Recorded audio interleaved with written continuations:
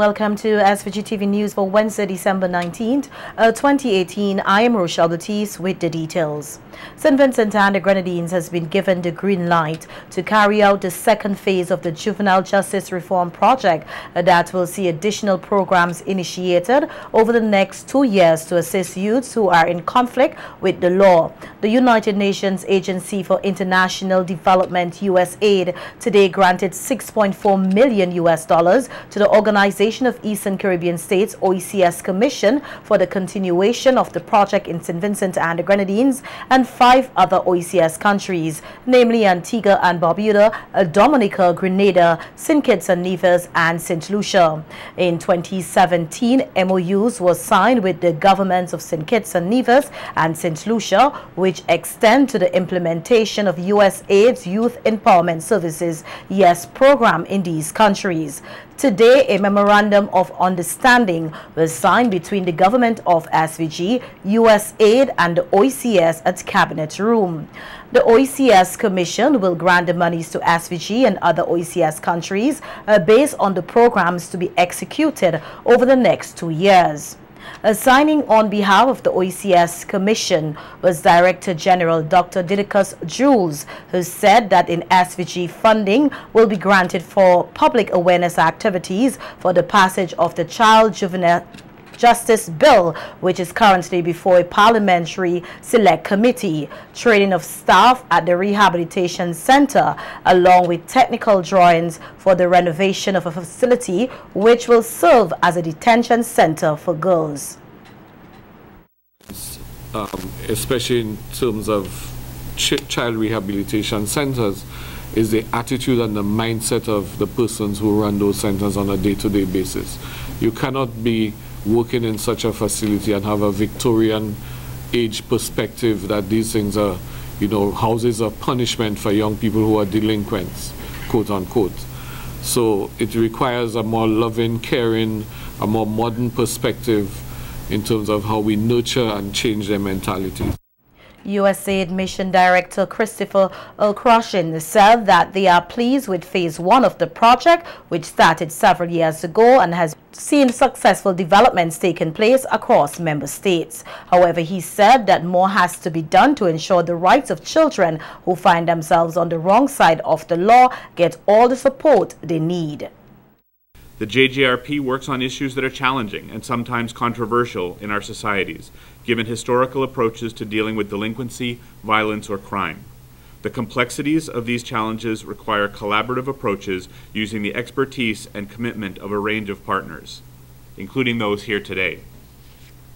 In signing this agreement today, USAID is therefore restating its commitment to collaborating with your government and the OECS to address the urgent needs of our most at-risk youth. We do this by supporting homegrown solutions to these complex issues, as we all recognize the importance of improving the opportunities for the success of our region's youth. SVG received $2.5 million for Phase 1 of the project, and according to Minister of National Mobilization, Frederick Stevenson, they have advanced several juvenile reform programs in the country, one of which is the rehabilitation of the Liberty Lodge, a boys' training school. He said that plans are also underway to ensure the successful reintegration of some of these youths into society. The system are continuously strengthened to facilitate the diversion, rehabilitation, and reintegration of children in conflict. And if I may say, just a few days ago, the Cabinet of St. Vincent and the Grenadines approved new staffing positions for the Liberty Lodge Boys Training Facility, so that very swiftly in the new year, we would continue the works at the Liberty Lodge Boys Training Facility. Today's signing of the MOU solidifies the commitment of all parties, and especially my ministry, the Ministry of National Mobilization, which has the responsibility for child development nationally, and which is also the focal point for the implementation of the Juvenile Justice Reform Project. A bill for an act to secure a loan to build a hotel in the Montwin Peters Hope area was debated in Parliament today. Presenting the bill before Parliament was Minister of Finance Camilo Gonzalez, who said government needs the support of Parliament to secure the loan from the Import and Export Bank of the Republic of China on Taiwan. Fairly advanced in the design processes of a 250-room hotel at that locale, and we're in advanced discussions with a major operator. The bill itself is short and fairly simple. Clause 4 says that the loan shall be applied for the purposes for which it was raised, which means we have to use the money to build the hotel. It said that it will be charged on the consolidated fund. It says that the Minister of Finance is authorized to sign the loan. And it says that no stamp duty or other taxes shall be charged on the loan. And that, Mr. Speaker, in sum, is what this bill is and what we're bringing here.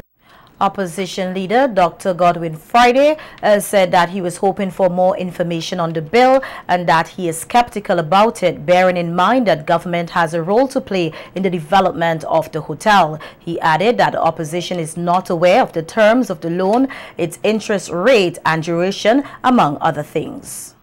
Its relationship to the development of tourism, to the viability of our airport project.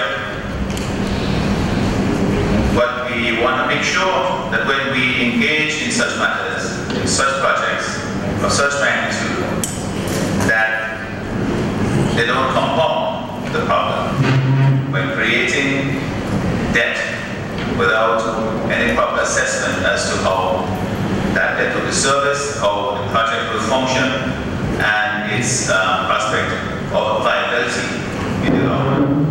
I think we're entitled to that, Mr. Speaker, to be in a position to make an informed judgment about the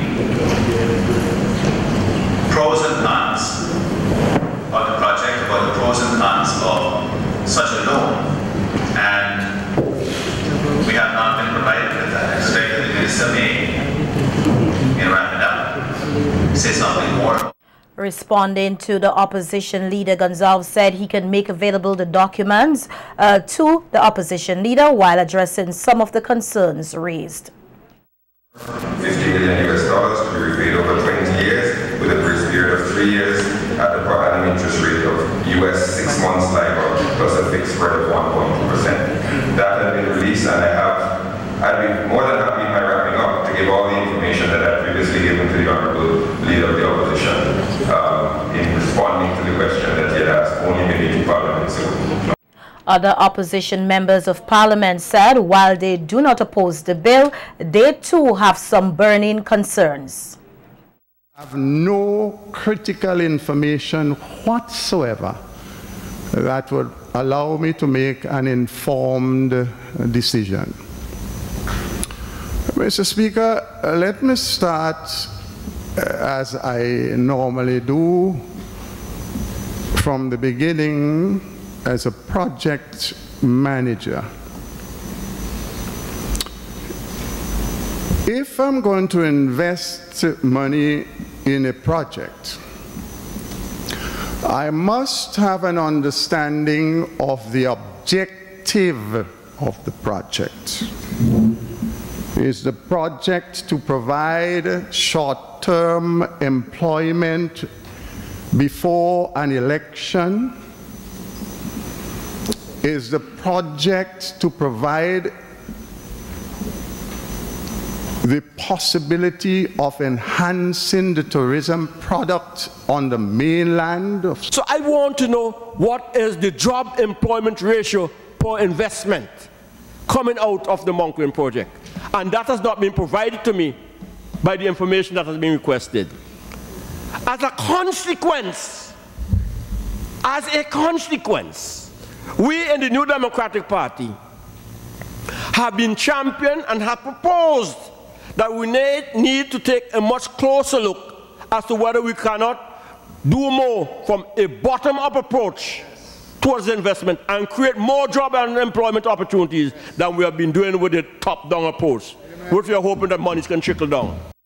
Minister of Foreign Affairs, Trade and Commerce and Member of Parliament for the area where the hotel is proposed to be constructed, Sir Louis Straker, in his contribution to the debate on the bill, said it is a vision that all Vincentians should be proud of. In order to put an international airport, so we don't only have visions, but we have the capacity, the ability to execute our dreams, execute our visions, and bring reality to things that other people, to them, were just a dream. Many years ago, the then prime ministers of the NDP talked about a 100-room hotel at Mount Twin Peter Soap. But they could not execute that. And now that we are executing it, I hear the opposition. I expected them to congratulate the government and say, well done, that they are executing a project. In other news, 28-year-old Vincentian national Lawrence Errol Joel John, who migrated to Canada about a year ago, was fatally shot in the North York area of Toronto on Tuesday morning. The Toronto police, in a news release, said investigators determined that John and a female passenger were in a dark-colored SUV outside the building when they were approached by a group of men who fired at them. John was shot several times and pronounced dead at the scene. His female companion was not injured. The Toronto police are said to be searching for 3 suspects who may have fatally shot John. John's death marked Toronto's 94th homicide in 2018 amid a spike in gun violence in Canada's largest city. Last month, Toronto exceeded its homicide record that stood unbroken for nearly 3 decades. As night morning celebrations continue, many locals and visitors are flocking to various communities across the country to enjoy the cultural activities. However, with increased traffic means increase in waste, and the sanitation department is encouraging persons to be more responsible with their garbage. Noel Douglas, a foreman with the sanitation department, told SVGTV News that members of the department are out in full force to ensure capital Kingston, where the main night mornings activities are being held, is clean. He, however, said it is a daunting task as areas such as Heritage Square has to be continually cleaned up. He said they are faced with the most challenge in dealing with the effect of urine in the capital. Urination is also a problem for us around this time. People who want to urinate will not go to the comfort station or the washroom, as you know it. They will, go to a side of a wall, and we have to find these areas and clean them around this time. What we would like for the general public to understand is that we are all in this together.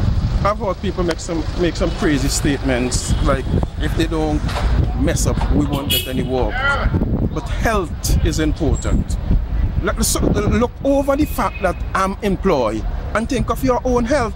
Think of the health of this nation and do your part. That is what we are asking the public to do for this season.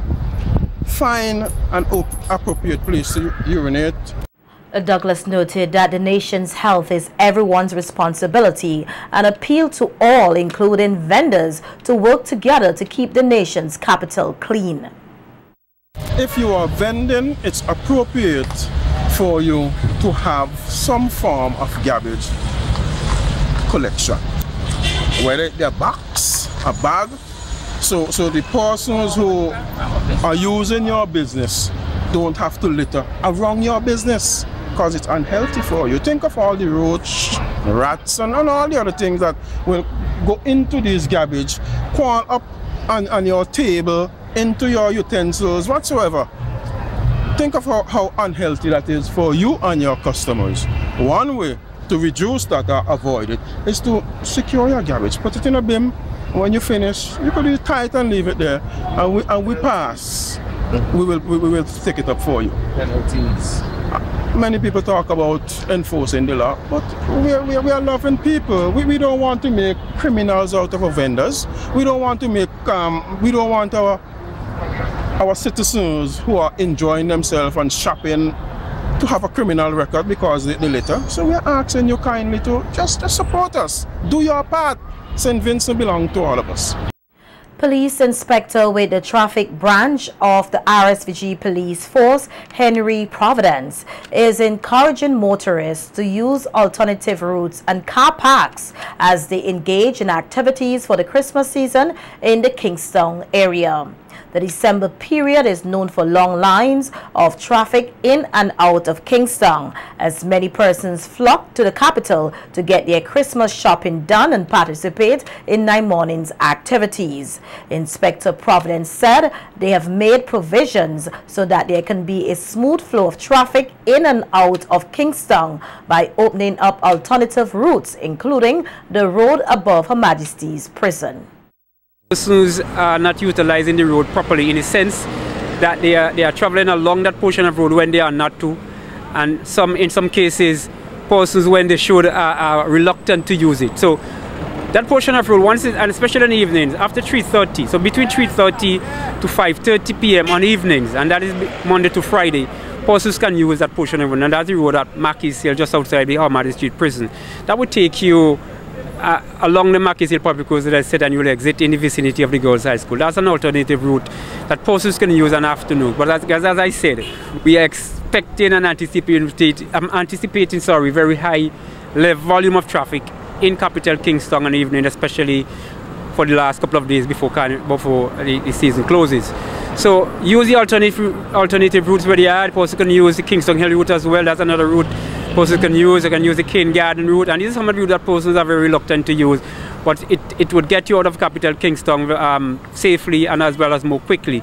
So persons can use these routes as they go about their business, especially in the evenings when you're making their way out of capital Kingston. The police inspector, however, noted that though it is Christmas time, illegal parking will not be tolerated. He recommended one parking spot where he said is underutilized. That doesn't mean that because it is Christmas, it gives you the right to come into capital Kingston on morning or afternoon and drop your vehicle here, there, and then you go and do your business.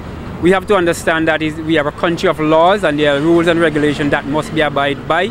And we want also for Christmas season persons adhere to the traffic regulation and traffic rules. There are several no parking areas in capital Kingston, and we want persons to adhere to those road signs, to refrain from parking and the no parking signs, to use the alternative routes where they are available, to use the car parks where they are available. And a car park that is very unutilized is the Anglican car park close to the Victoria Park. And person might say, well, it's too far away. And that is the same thing that I mentioned earlier that we have to try and get away from, where persons believe that they have to park as close as possible to where they are shopping. If you're from the leeward side, it is far easier for you to park, let's say at the Anglican car park, make your way up there, and then you make your way home afterwards. Rather than you park in capital Kingston, your vehicle is clamped, you would be inconvenienced for some time again. And then you have to pay maybe another $180 or $150 that can be used to do something else for the Christmas season.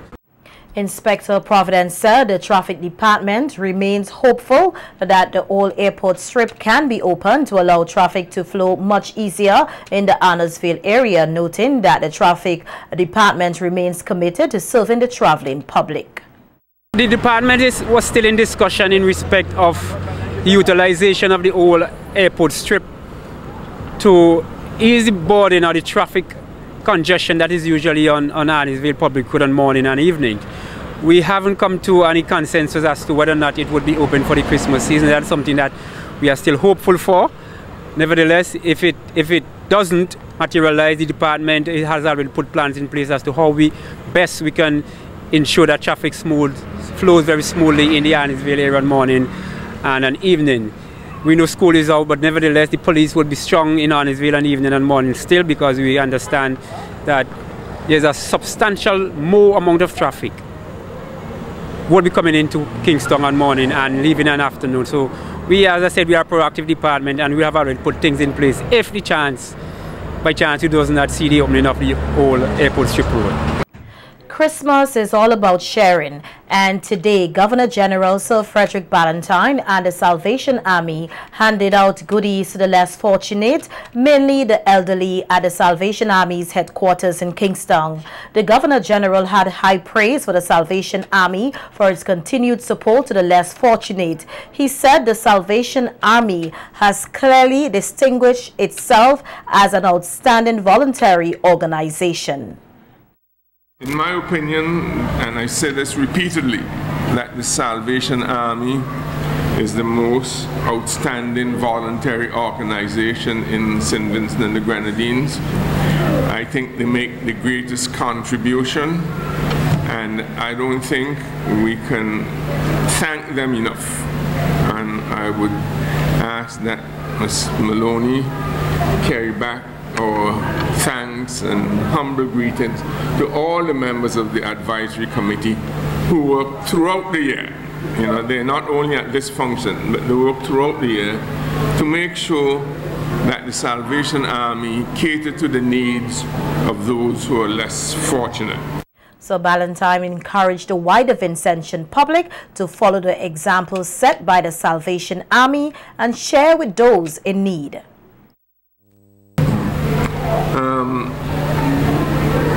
I love Christmas time because Christmas time is a time of joy and caring and love and happiness. It's a time when we all should remember the birth of our Lord Jesus Christ and be grateful that we are alive today and thank God for His mercies every day. Right? I am happy to be a part of this function today.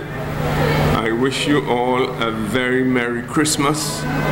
And you know, Christmas is sharing, and all of us have something to share. So when you go back to your homes, if you find some of your neighbors who are less fortunate than you, please share with them, all right? Because this is what God taught us, that we should share and bring joy and happiness. I wish all of you a Merry, Merry Christmas and hope that you have a very happy and healthy New Year. Thank you very much.